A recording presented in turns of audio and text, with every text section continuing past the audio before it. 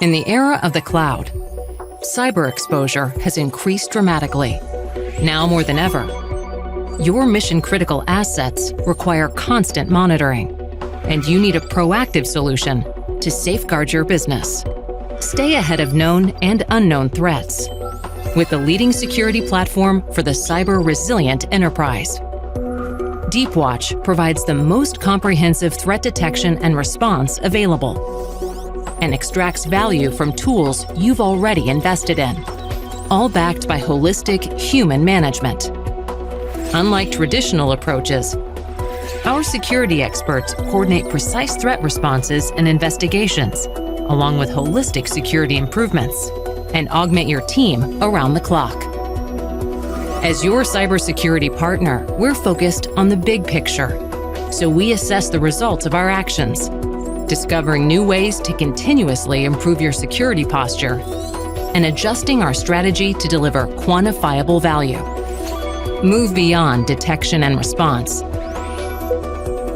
Begin the journey to cyber resilience with Deepwatch, the leading security platform for the cyber resilient enterprise. Welcome. Today, we are thrilled to have you join us for a groundbreaking event that promises to redefine the way that we approach security in the digital age. In an era where cyber threats are constantly evolving and becoming more sophisticated, the need for robust, adaptive, and proactive cybersecurity solutions has never been greater. Today, we gather to unveil Deepwatch's latest innovation, the future of cybersecurity, our new managed security platform for the cyber-resilient enterprise. Deepwatch has long been recognized as a leader in cybersecurity, and we have consistently pushed the boundaries of human-led security and what's possible to protect organizations from the ever-evolving cyber threats. With our new announcement, we are poised to deliver the future of cyber resilience. During this webinar, you'll gain exclusive insights into the key features, capabilities, and advantages of our new platform. We will explore how it empowers organizations to stay one step ahead of cyber adversaries, ensuring not only the protection of critical assets, but also the preservation of your trust and reputation in the marketplace. Today, you'll hear from Charlie Thomas, our CEO, and Wes Mullins, our CTO, about how Deepwatch's history and unique capabilities have created a new platform that is revolutionizing cybersecurity and cybersecurity partnerships. Now, I'd like to pass it over to Charlie Thomas, our CEO. Thank you, Neil. I am super excited to be here today. Thank you for joining. We've got some very exciting news and really big announcements relative to the Deepwatch platform. You're going to hear from the Deepwatch experts who design and engineer our overall products and our security operations. And wow, have they done a really great job. You're going to hear what's new in the Deepwatch platform and what it means to be cyber resilient in today's world. We'll also answer some likely questions you have along the way. Today, we're taking a big step in the evolution of Deepwatch. We've shifted our business to a new gear to match the speed we're seeing from cyber criminals. When Deepwatch launched about 4 years ago, we changed the game for managed security. Our announcements today and our platform enhancements change it once again. We're offering faster detections, more accuracy, precise response, continuous improvement enabled by hyperautomation, AI, and ML, all designed to make your enterprise more cyber resilient. Over the last 4 years, we've seen customers deploying a lot of security tools. In fact, the average Deepwatch customer has more than 80 tools deployed. We've also seen them building out teams, partnering with third parties, all in an effort to better protect their enterprise. But today, being secure is no longer enough. No company is immune from cyber breaches. In fact, CISA recently reports that there are 6,300 cyber attacks every single day. Phishing is up for 93% of all breaches. That's based on Verizon's Data Breach Investigations report. And we all know the cost of a breach continues to increase year over year, and so does cyber insurance. IBM reports that the cost of a breach is now at $4.25 million. Deepwatch has been involved in numerous incident response scenarios. We've learned a lot from helping our customers navigate those. What we've particularly seen is it's not only important how fast you detect, respond, and recover from a major incident, but also how well you fortify your defenses against a future one.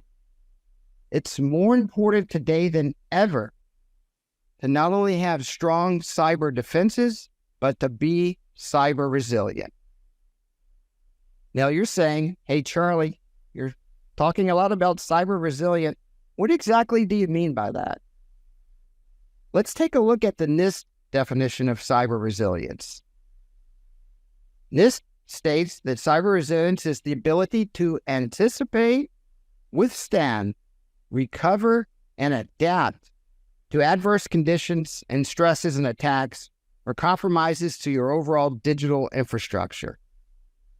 The enhancements you're going to hear Wes and Neil talk about today ideally position you to do just that. We've architected our entire platform to help you better anticipate, to be proactive as opposed to reactive. We have extraordinary volumes of data across hundreds of customers, and we do threat research on a weekly basis, so we know attacks and vectors, and we can tailor those to your particular threat or risk profile to help you better anticipate attacks.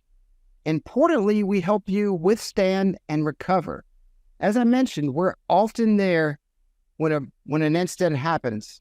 Oftentimes, before the IR firm shows up, we've already detected, we've already contained, and we've already done forensics.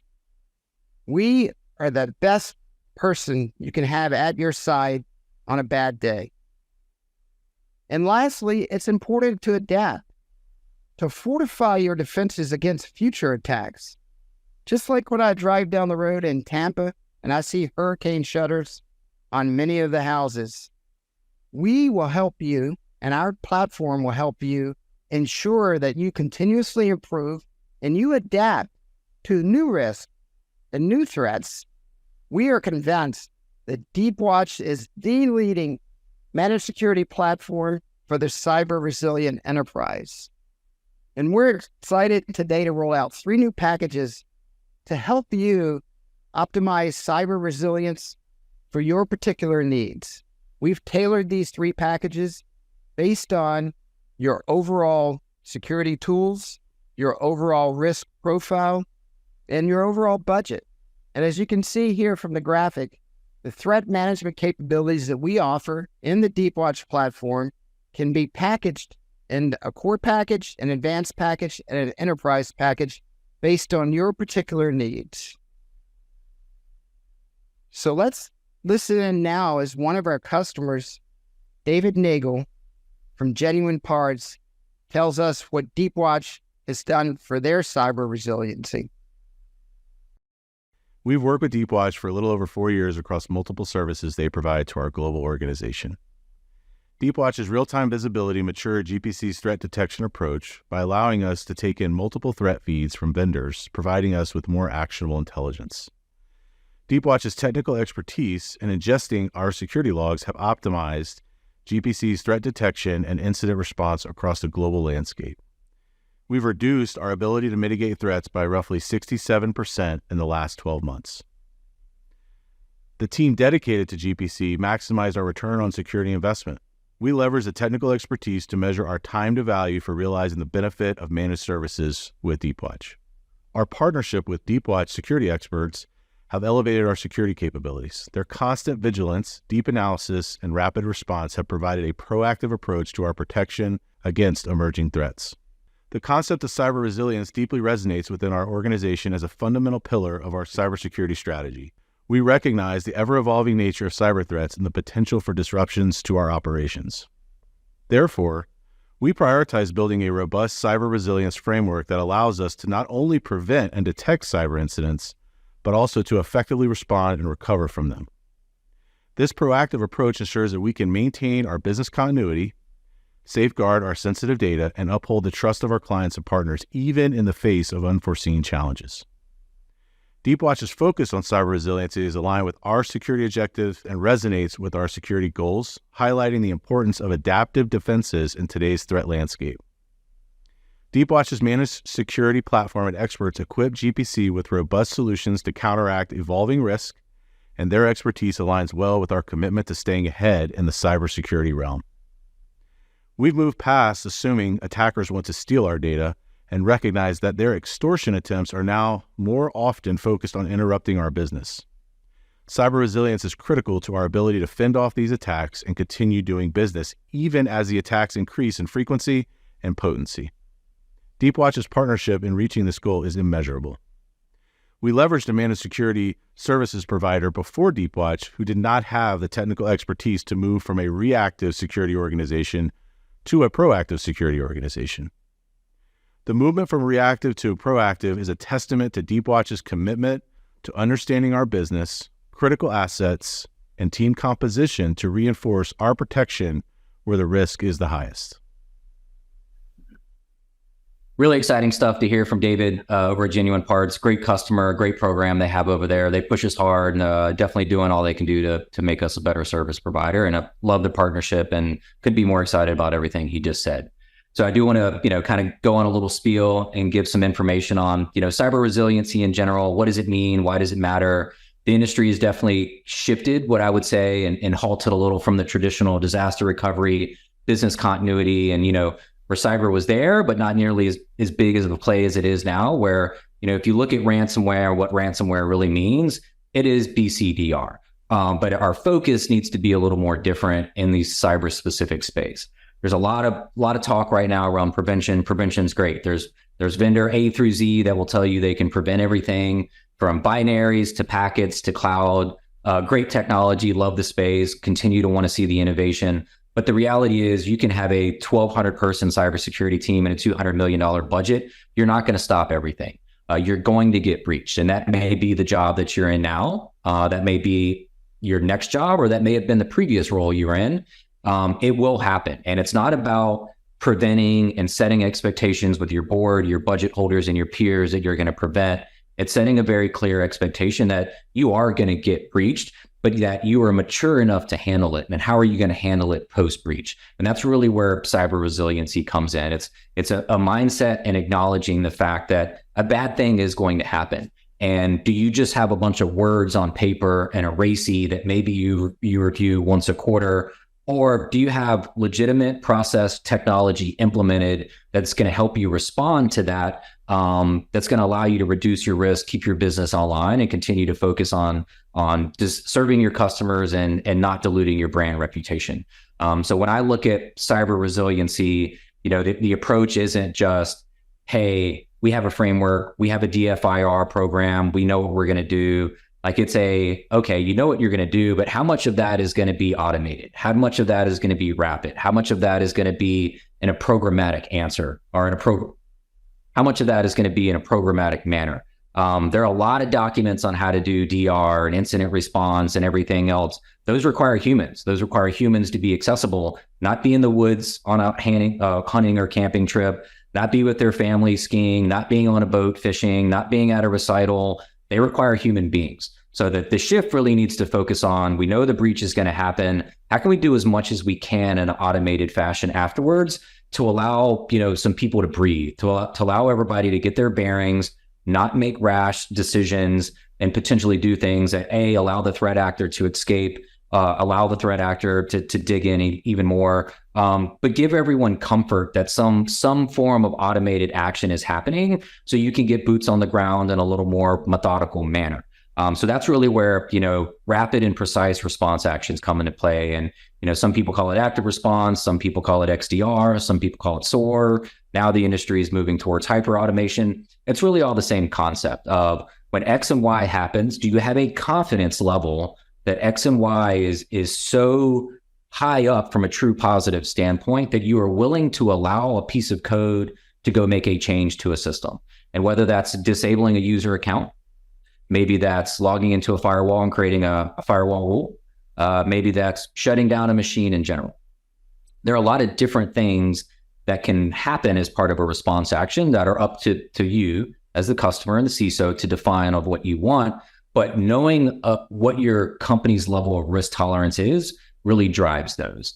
And implementing those needs to be low and slow. It needs to be a very methodical crawl, walk, run process.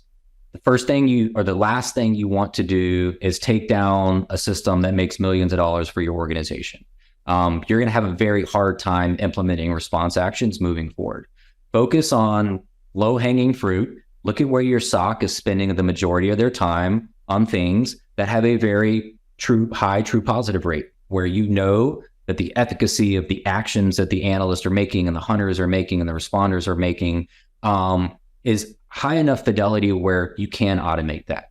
Get that off their plate. Allow those individuals to now start focusing on very complex attacks, complex alerts, diving in deeper, and just rinse and repeat, reiterate and reiterate. Just you need to have a process and a program in place and a strategy on here's what we can automate today from a rapid response standpoint when X and Y happens. Here's what I want to be able to do in 3 years.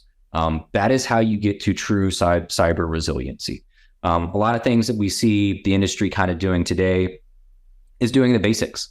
Everyone wants to shut down a laptop to prevent ransomware, and that's doing really, really good. But ransomware is not the only threat that's out there. And especially when you start dabbling with SaaS and you start dabbling with cloud service providers, you need to start tackling identities, whether that's disabling the identity right out or simply taking that user and putting them in a different group, a different OU, a different bucket that has limited access to things to control the span of control where they can pivot from, whether that's making the automated WAF rules, whether that's just automatically deploying agents and grabbing additional DFIR data to speed up your investigation.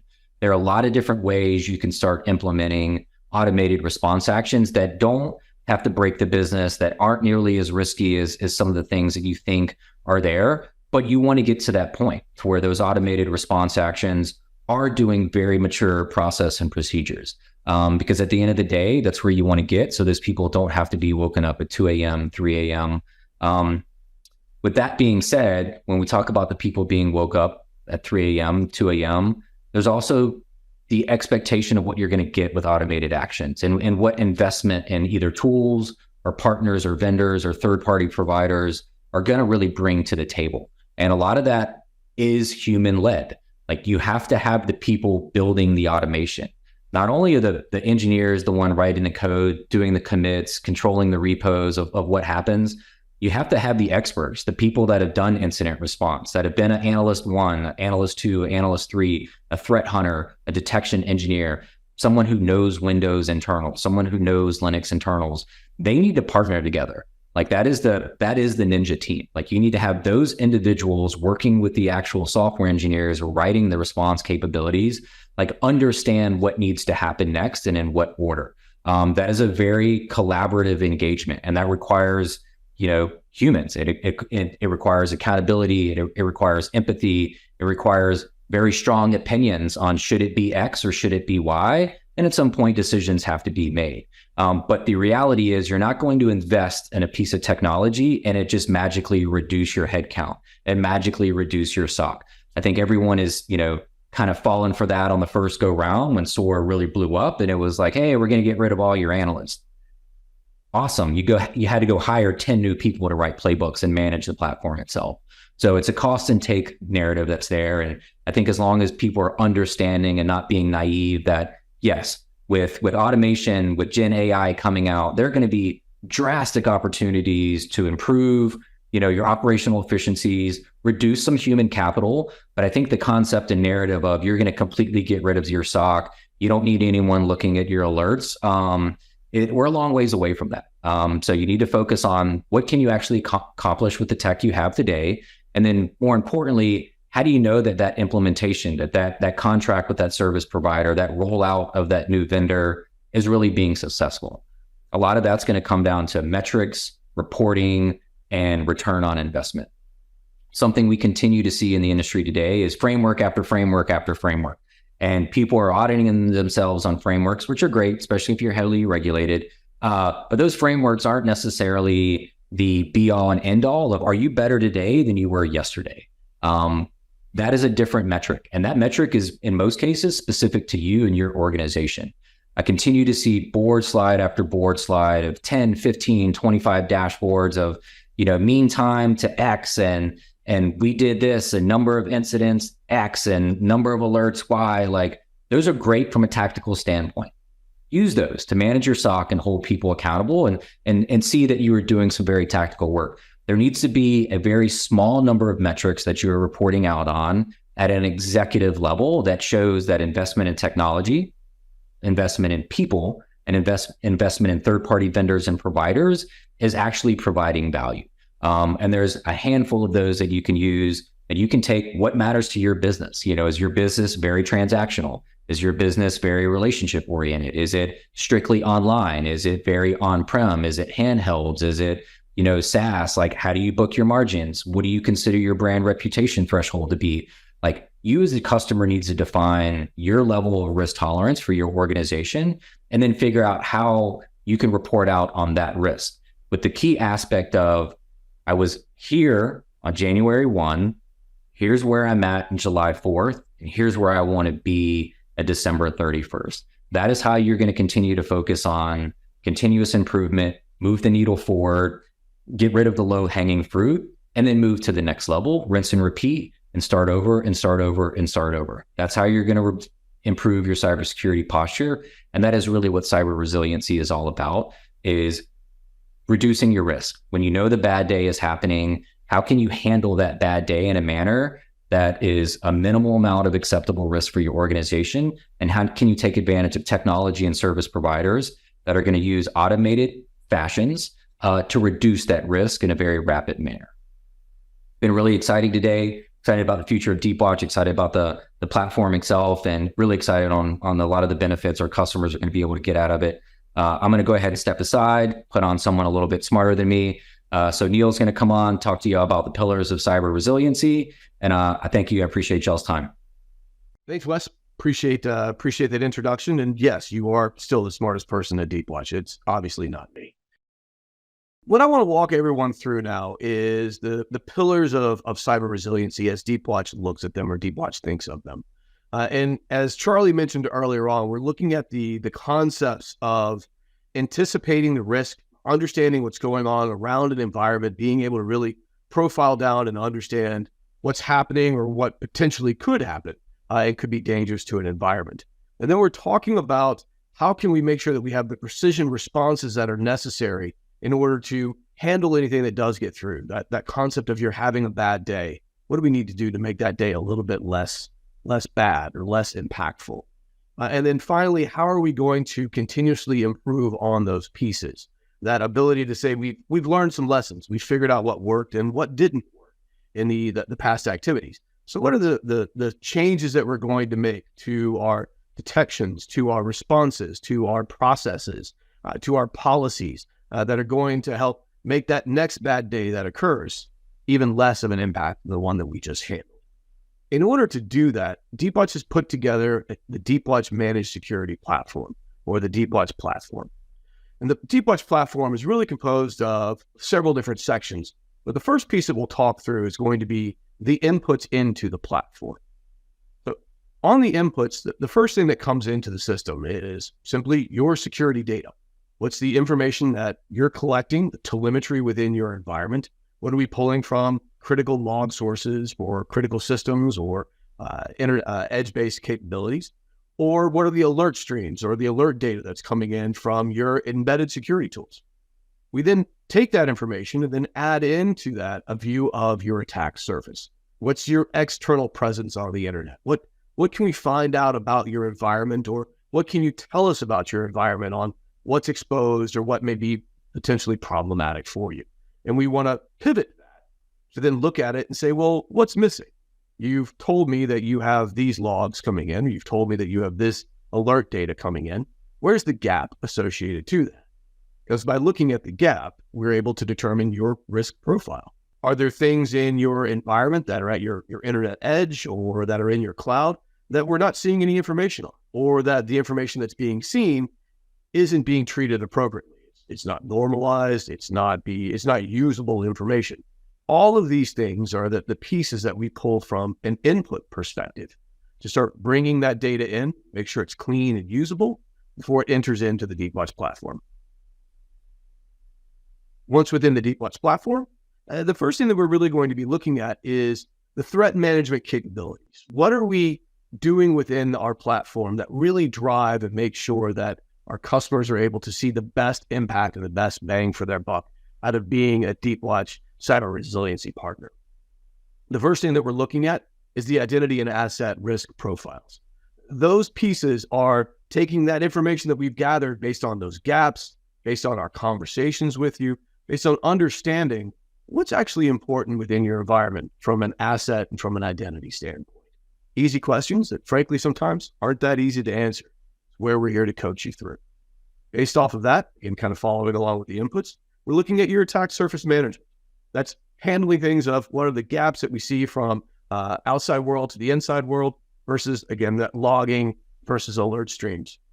That then leads us into a security policy management concept with the idea of how can I help you, one, improve your logging, or two, improve your alerting, understanding where things may be coming in that are more voluminous than we really want them to be or need them to be, or that we're missing detections, or that we haven't been able to, for example, deploy something in a blocking mode the way that we would really like to. All of these are components that we're bringing in as part of that policy management component. Then on top of that, we add in our curated threat intelligence. This curated intelligence is gathered by Deepwatch's adversary tactics and intelligence team and is utilized across a network effect for all of our customers. So when one person sees something wrong, that information is then utilized to help provide additional detection and coverage for all of our customers that are under our analysis and under our purview. That information, that curated data, that the ability to make sure that the alert policies are set up correctly and that we're able to block, understanding that the attack surface management and that applies to the identity and risk profiles, all of that culminates down into this concept of complete detection coverage. That concept of saying, do we have the things in place that we need that have been prioritized based on my risks, based on my systems, and based on my security tooling and my expected capabilities? Those lead to active response. We now have a detection. We know where things are. What's the coordinated active response that we want to take within your environment to help make sure that we're mitigating or removing or containing that threat across a range of systems that may go beyond even just your endpoint? Then we add in continuous threat hunting. Continuous threat hunting is us looking through and being able to say, we've now covered the basics. We've started the idea and done that complete detection coverage, and we're taking responses that we know are going to be effective and accurate within your environment. Now we can start looking for other things that aren't necessarily the known knowns. Now we start looking for the known unknowns. And that's, again, part and parcel of our system and go well beyond things that we see other MDR providers placing into the marketplace. All of this is powered by our Deepwatch experts.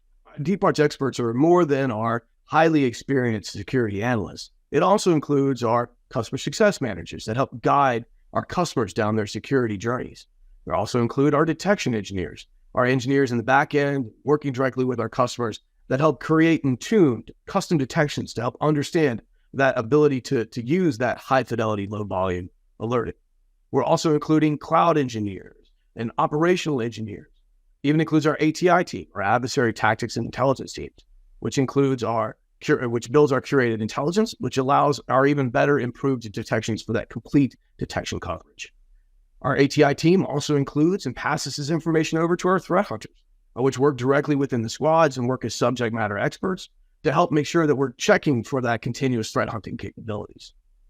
Also in the subject matter experts are our EDR specialists, our VM, our vulnerability management specialists, and our firewall management specialists.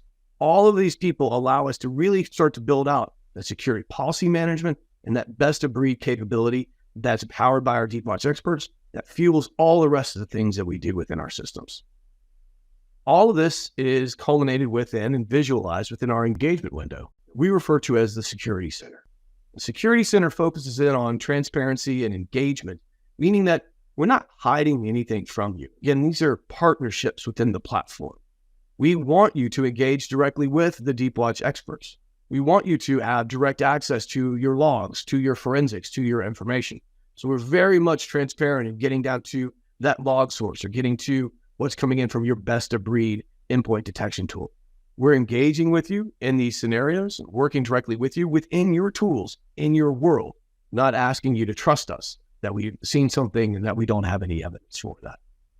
Key metrics and reports are built off of that transparency and engagement of understanding what's happening, being able to say, as we mentioned, as Wes mentioned earlier on, our MTTX numbers and the metrics that matter to you are the ones that we're going to help you present and understand and build the reports off of.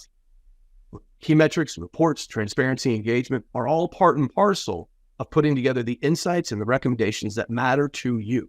Simply saying that something's bad somewhere out in the world is not effective. Simply say, we have to be able to say that something's bad for you so that you can then communicate that threat and what we think you ought to do from a response in a preventative manner to your environment, to your infrastructure, to your executives, and to your boards.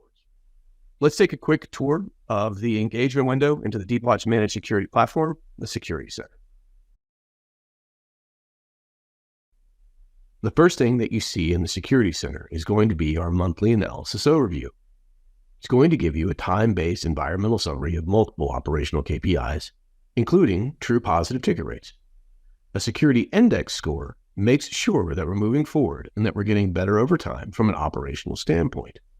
Our security data metrics look at an operational effectiveness and help you to understand what's going right and what's going wrong within your security operations. To go a little deeper on those specific metrics, we look at what we call our mean time to metrics. Some of these important metrics are mean time to notify, how much time between analysis and an accurate response action is taken, and mean time to acknowledge, how long does it take your team to respond to one of these notifications. Other metrics are gathered and utilized to review process performance and improvement, such as mean time to respond and mean time to close.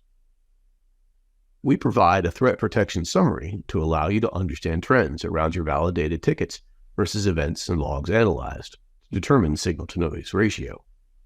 We also present top log sources being consumed. These enable a review of your current threat protection and if it makes sense for your company, your industry, and your goals. Once we review monthly metrics, we turn to your security journey. This key area of Security Center enables planning of your security journey and increasing your company's security index score day after day, month after month, quarter after quarter. This is where the Deepwatch partnership comes to the front. Your security index score is calculated using our patented Deepwatch Security Index. The security index score is a 1 to 10 grade, which reviews how you're doing from a security perspective and what is the plan to improve your security posture moving forward. This is a selectable time-based trend that empowers you to identify actionable steps to improve your posture, to estimate the impact of future steps, and to measure the effectiveness of past actions. A major component of improving your security index score is continuously optimizing your detection surface. Deepwatch provides a MITRE detection coverage map as a transparent view of what's enabled and is disabled but applicable to your environment. We also use this view to determine missing coverage for determined critical tactics and missing log sources or detection capabilities needed to enable this improved detection. Enabled detections are pulled from our global detection catalog and customized for each of our customers. We also review MITRE metrics as part of our analysis. Some of the questions we review with this analysis are, what is your most active MITRE technique? Are critical detections not firing? And from a MITRE perspective, where is the most activity being seen? The Deepwatch Security Center is constantly changing and improving to meet our customers' needs and enable a collaborative partnership on the journey to achieve cyber resilience. It is designed to help security organizations be more effective and efficient, and to create better narratives on your security efforts to show your progress in achieving your goals to other business stakeholders. Finally, we roll into outcomes. Outcomes are what you get out of this, the benefit that you're going to see from partnering with Deepwatch. as a cyber resilient platform. First thing that we're going to talk about is high fidelity, low volume alerts. How do we handle the alert fatigue and the overload that analysts are seeing today, day after day? Well, we do that through dynamic risk scoring. We do that through attack surface management. We do that through all those capabilities that we were just talking about. That ability to say, this is something that's important to you. This is something that is doing you harm, not just an annoyance that's hitting the front end of your firewall.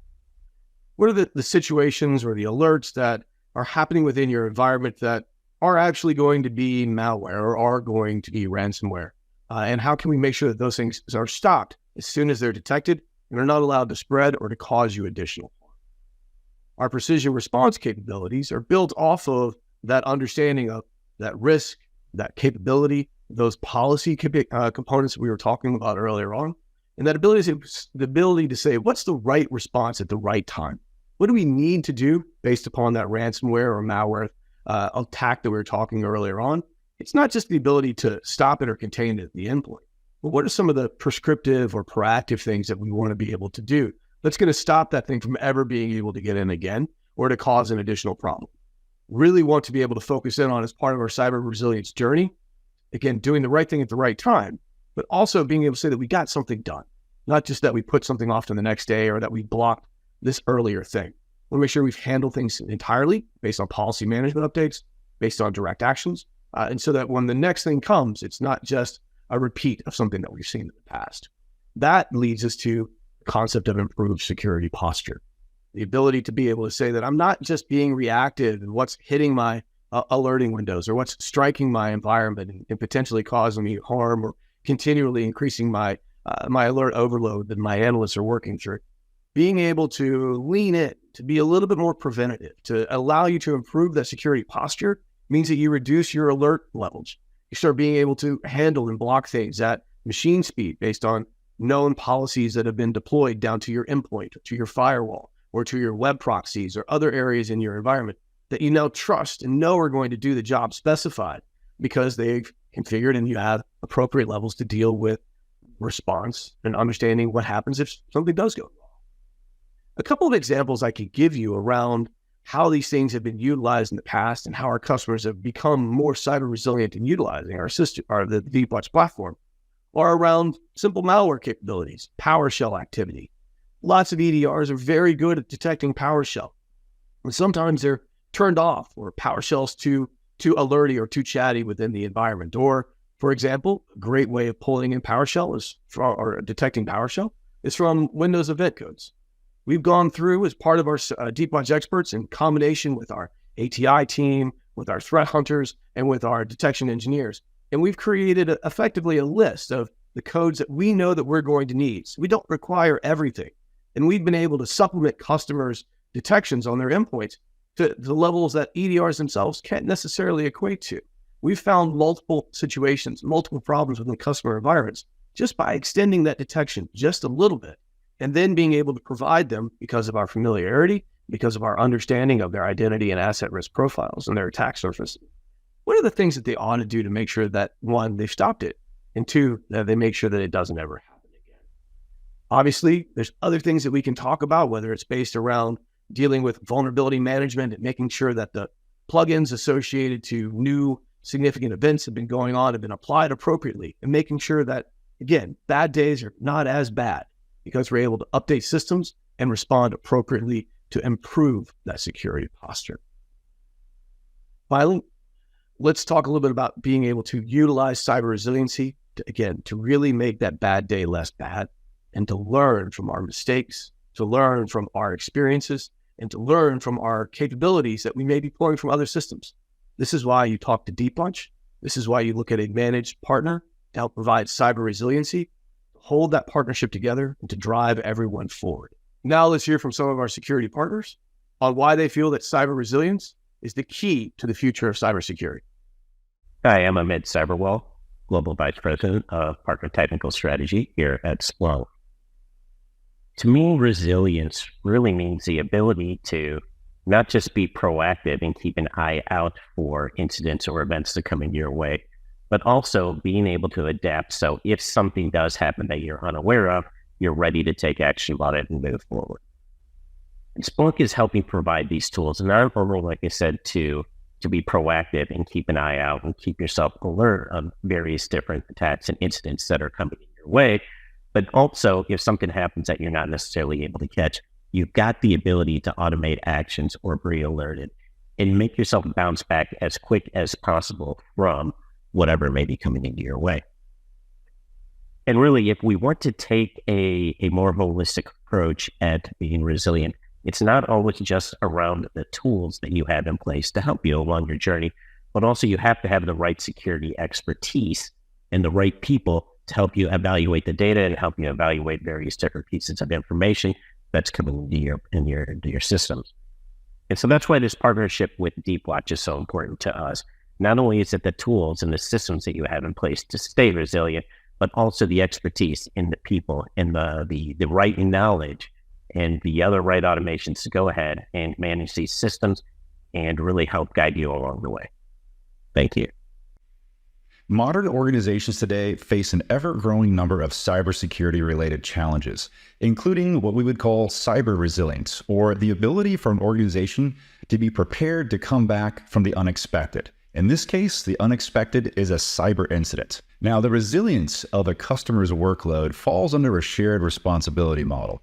Similar to how there's an AWS shared security responsibility model of security of the cloud, where AWS is responsible, and security in the cloud, where the customer is responsible, there's also now a shared responsibility model for resilience of the cloud and resilience in the cloud. And it's that resilience in the cloud where I see a large opportunity for partners like Deepwatch to really innovate, combining technologies and concepts from typical resilience personas like site reliability engineering, RTO, or recovery time objective, RPO, recovery point objective, in relation to that unexpected cybersecurity incident.